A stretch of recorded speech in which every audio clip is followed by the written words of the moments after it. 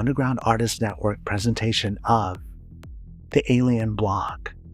I am your host, CJ. We began receiving a series of emails from a man who calls himself Richard, who is 33 years old and from Iowa. Underground Artist Network was selected by this individual to receive his personal transcripts, which recount his extraordinary experiences with an alien named Sam and provide us a unique insight into the mind of this alien life form. We cannot confirm these writings are true, but have decided to present them nonetheless. For the record, Richard assures us, on his part, that these blogs are definitely real, and by sharing them, he is putting his life in immediate danger, but he is committed to recounting his incredible experiences with Sam, an alien who can assume any human form. By documenting and distributing these accounts, Richard believes he is both fulfilling Sam's wish to spread a message as well as safeguarding his very own survival and that of the human race. At Richard's request, we have taken on the responsibility of sharing his story with you, the general public. So here now are the writings of a man currently being held captive by an alien life form somewhere in the American Midwest. Let's begin the Alien Blog. Hello, my name is Richard. Here is a brief history of the world by an alien named Sam.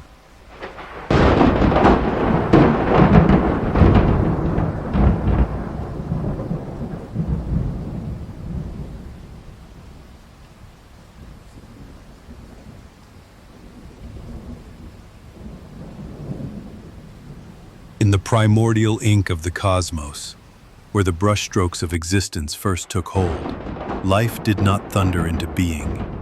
It trickled. All the myths of fire and light are later inventions.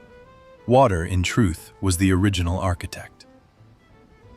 Before stars hardened into their furnaces, before planets donned their shrouds of gas and stone, it was water, amorphous, insatiable, weaving through cold nebular clouds, that seeded chaos with potential. And from these silvery rivers, running through floating void, forms began, subtle at first, as a glimmer in the deep.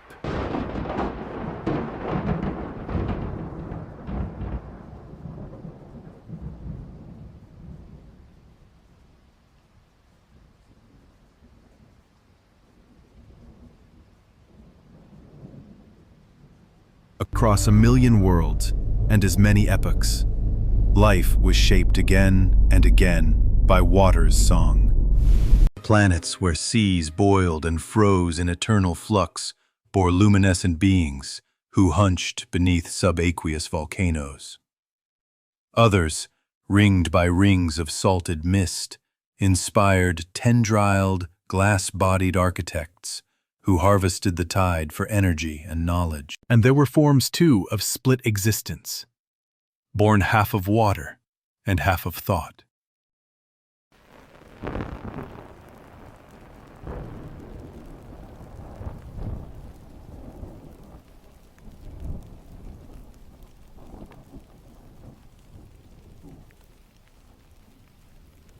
Their language a rolling poem of tides.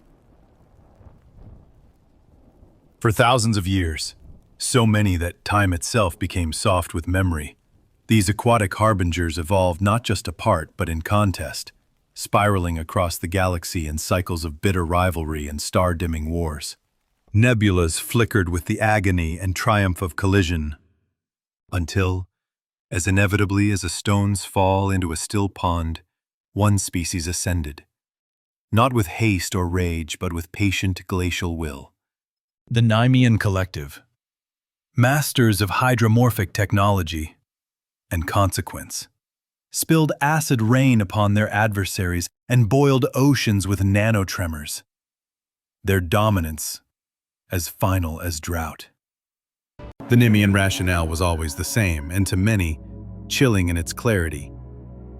Only those worlds who cherished their element, who safeguarded their waters and lungs, deserve to persist. Planet by planet, the collective journeyed, testing, sniffing the air, weighing the balance between creation and destruction. Where there was disregard, where creatures poisoned their rivers and choked their skies, judgment followed, and erasure was swift.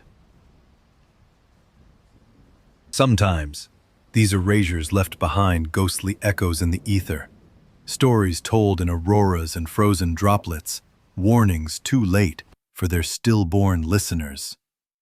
And yet, at the battered edge of a middling galaxy, one world eluded elimination. Earth.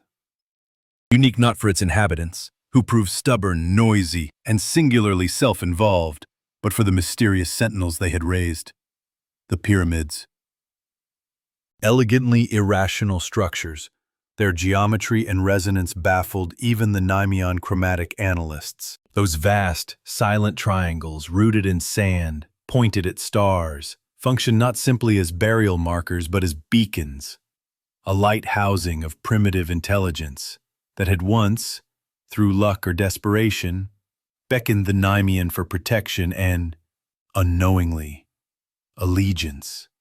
Centuries turned to millennia. Humanity built, burned, decayed, and built again. Their poisons grew subtle, their appetites vaster.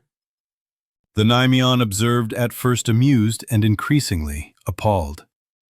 While other planets perished in elegant silence, undone by their own hands, Earth survived, shielded, as if by ancient contract. The time had come for reassessment. A flotilla of obsidian surveyors, each shaped around a crystallized ocean from their homeworld, slipped through the clouds over Kansas. Unseen, unremarked, data-glutted. Their task was simple: to judge.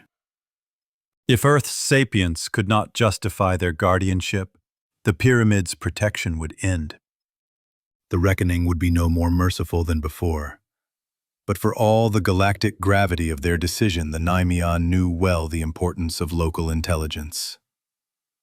They would require a voice, a witness, a specimen, someone whose mind ran with the muddy waters of the Anthropocene.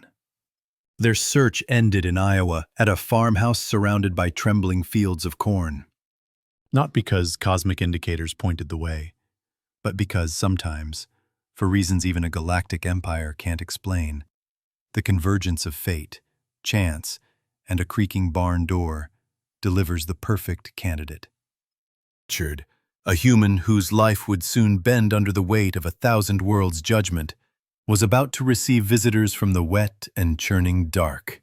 As for the Nimian's legacy, archives overflow with the histories of the silenced and the gutted. Aquatic ruins drift endlessly beneath shattered moons.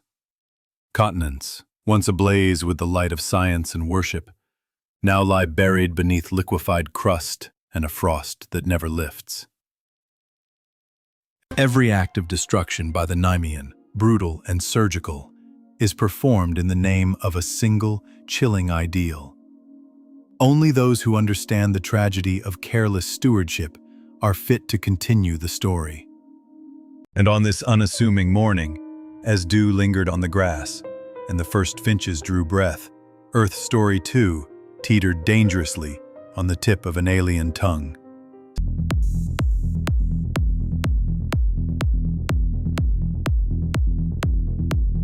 To the Underground Artists Network's presentation of The Alien Blog. This is your host, CJ. Let's go ahead and continue with the transcript, presented to us by the gentleman named Richard, who is currently being held captive by an alien in the American Midwest. You know, life has a funny way of knocking you down when you least expect it.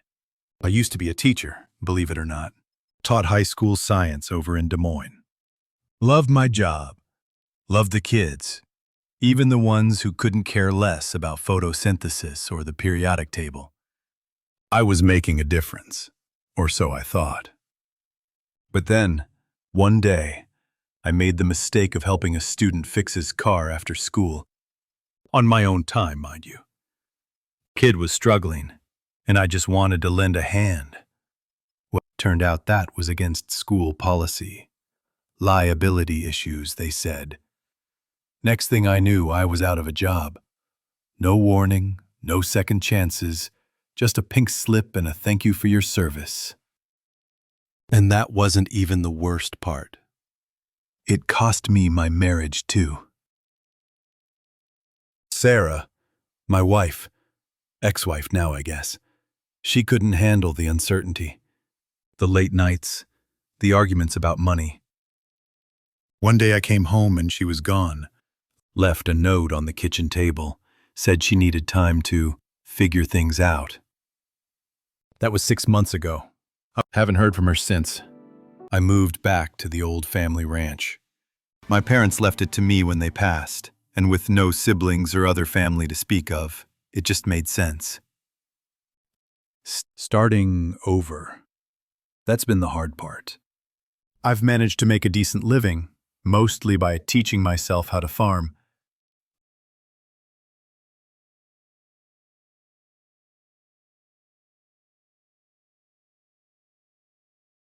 It's not easy work, but it's honest.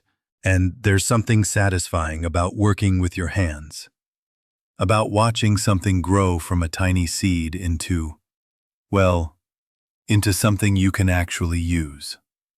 But the truth is, it's lonely out here. I don't have many friends, and the ones I do have are too busy with their own lives to come visit much.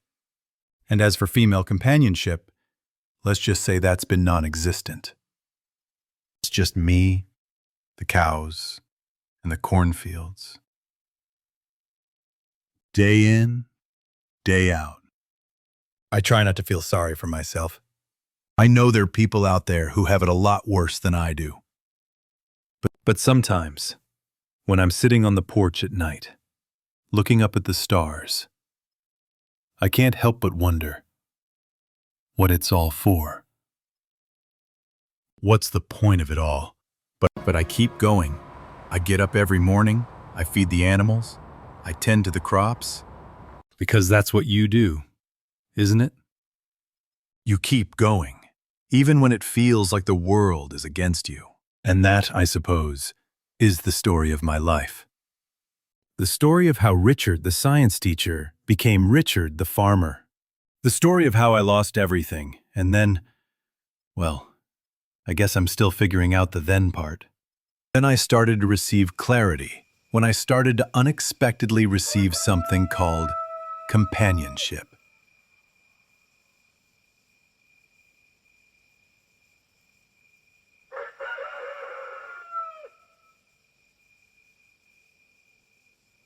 A beautiful woman arrived at my door seeking help, saying she was lost and had stumbled upon my isolated farmhouse.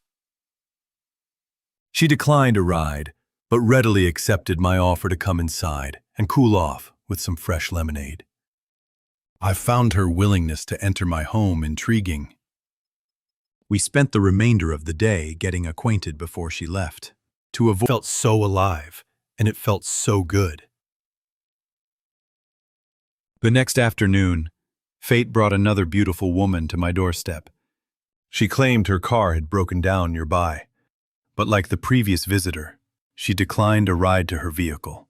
Instead, she accepted my invitation inside for a glass of lemonade. Unlike the previous day's encounter, this woman decided to spend the night, leading to an intimate relationship that lasted for the next 2 days. But before I woke, she was out of the house. And just like that, I was back to my lonely existence. In a near miraculous turn, the last few days made me feel alive again. I was grateful for this unexpected gift, as the memories would sustain me for some time. A few weeks after our first encounter, I saw the most stunningly beautiful woman I had ever seen in my life in the distance. She lingered around my cornfields, as if she was lost but had found home at the same time. I didn't want to startle her, so I gave her the time she needed to eventually make her way to my front door. Her out-of-this-world beauty mesmerized me almost instantly.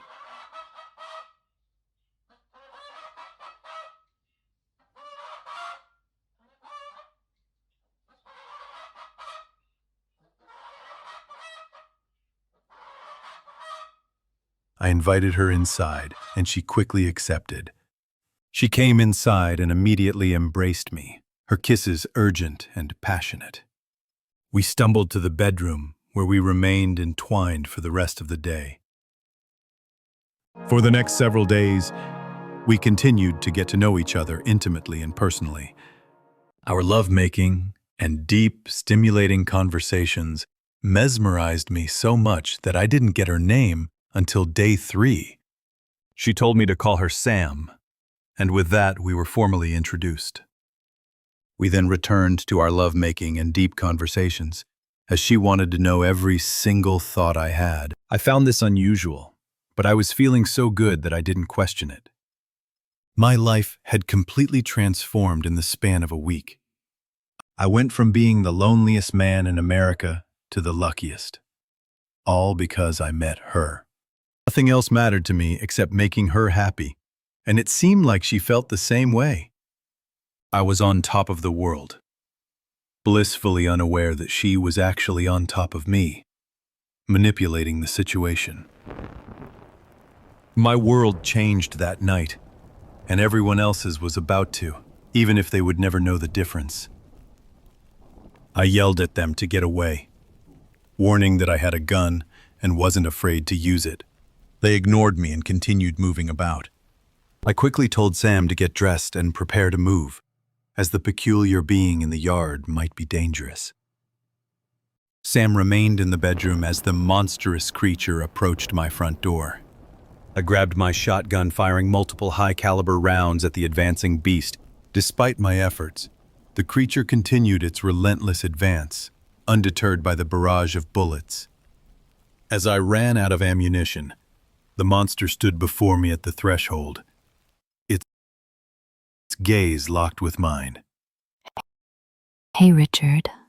It's me, Sam. Don't worry. I won't hurt you. However, you're going to help me and do as I say. The incredible last few days were a mirage, designed to make you feel comfortable and prepare you for your chosen mission.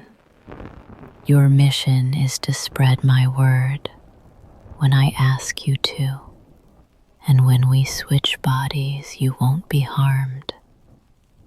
Your participation is crucial, not only to save yourself, but also your fellow humans.